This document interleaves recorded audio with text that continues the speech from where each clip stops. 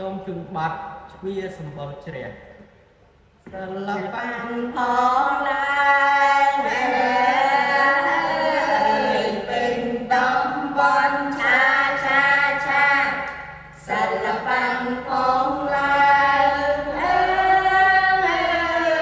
ពេញតំបន់បីល្បាញលឺរាន់ពេញសាមកលរស្មីដារាភ្លឺស្រ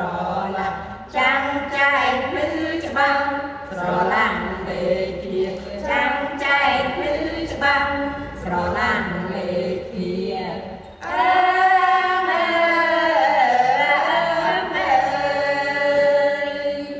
សិល្បៈដូនតាត្រូវចងចាំឆាសិល្បៈដូនតាមកត្រូវចងចាំតាមពីលោកដាំជួយថែរក្សាព្រះស្មីដារាភ្លឺស្រ